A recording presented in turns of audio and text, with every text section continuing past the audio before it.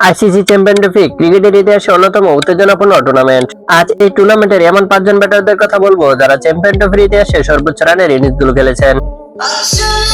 Number 5, Allister cook. ইংল্যান্ডের সাবেক অধিনায়ক এলিস্টার কুক ছিলেন এক অনবদ্য ব্যাটসম্যান। 2009 চ্যাম্পিয়ন ট্রফিতে দক্ষিণ আফ্রিকার বিপক্ষে খেলেন 137 রানের ইনিংস, যা ইংল্যান্ডের জন্য ছিল অত্যন্ত গুরুত্বপূর্ণ। নাম্বার 4, হাশিম আমলা। 2013 চ্যাম্পিয়ন ট্রফিতে বাংলাদেশের বিপক্ষে হাশিম আমলার 159 রানের ঐতিহাসিক ইনিংসটি ছিল অত্যন্ত দুর্দান্ত, যা দক্ষিণ আফ্রিকাকে বড় স্কোরের দিকে নিয়ে যায়। Number 3, Chris Gayle. 2013 চ্যাম্পিয়ন ট্রফিতে বাংলাদেশের বিপক্ষে ওয়েস্ট ইন্ডিজের বিধ্বংসী ওপেনার ক্রিস গেল তার 160 রানের ইনিংসটি দিয়ে সবাইকে চমকে দেন। বাংলাদেশের বোলারদের বিরুদ্ধে তার বিধ্বংসী শটগুলো চিরকাল মনে থাকবে। Number 2, Kane Williamson. 2017 চ্যাম্পিয়ন ট্রফিতে দক্ষিণ আফ্রিকার বিপক্ষে 164 রানের ইনিংস খেলেন নিউজিল্যান্ডের অধিনায়ক কেন উইলিয়ামসন, যা তার জন্য নিঃসন্দেহে বড় মাইলফলক। আর তার এই বড় মাইলফলকের জন্য নিউজিল্যান্ড দক্ষিণ আফ্রিকার বিপক্ষে অনেকটা এগিয়ে ছিল।